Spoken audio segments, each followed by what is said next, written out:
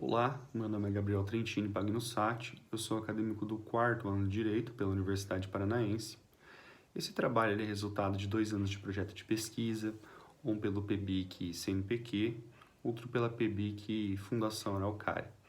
Ele foi escrito sob orientação do professor Dr. Luiz Roberto Prandi e nós tratamos esse ano sobre a influência da ética grega e aristotélica sobre a ética da advocacia. Com a devida licença, eu vou apenas delinear os principais pontos dos nossos resultados, dada a extensão do projeto. Bem, em primeiro lugar, nós temos a concepção de que o advogado, quer queira, quer não, ele está adstrito a 2 códigos em seu comportamento: o Estatuto da Advocacia da OAB e o Código de Ética e Disciplina. Assim é porque esses códigos fazem lei para esse profissional.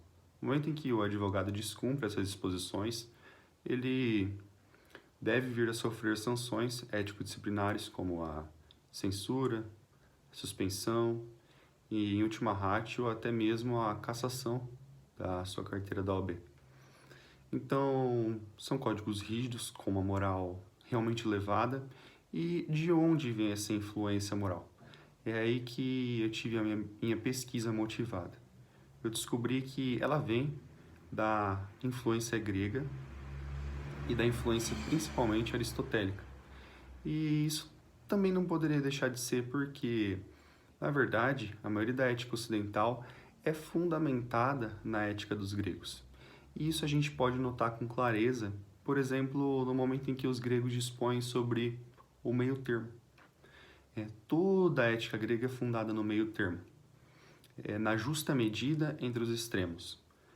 Nem o excesso, nem o vício, nem o muito, nem o pouco, mas o caminho do meio é o melhor para a excelência e para a moralidade, segundo os gregos.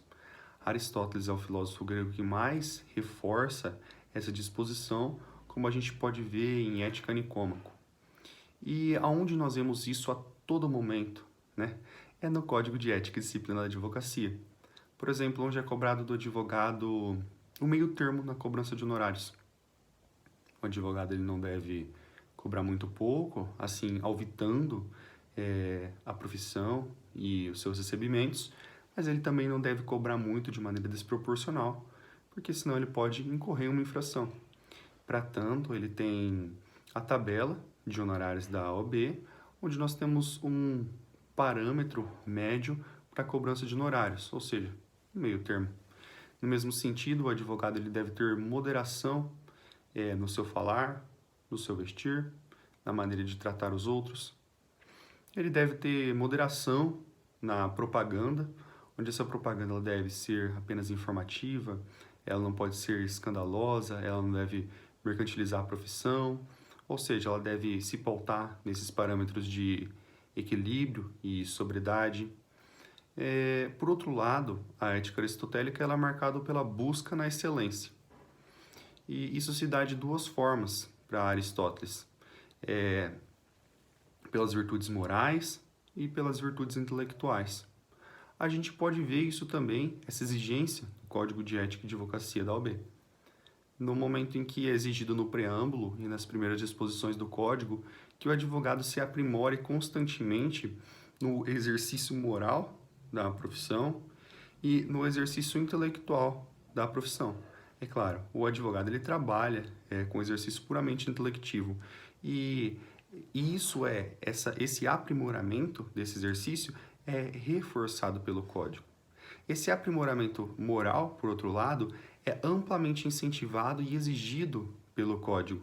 Isso a gente pode ver no preâmbulo com disposições como que o advogado ele não deve colocar os seus interesses pessoais em frente à justiça social, ele não deve prezar apenas pelos ganhos, mas por fazer o bem comum, ele deve buscar a execução da Carta Magna, dos demais deveres normativos, etc, etc, etc. O que muitas vezes vai de encontro aos interesses particulares do profissional, mas vai a favor da ética e da moralidade pública e dos interesses em comum. Nesse sentido, nós podemos ver a ética grega e a ética aristotélica firmemente presentes no Código de Ética e Advocacia da OAB, bem como no Estatuto com as suas disposições.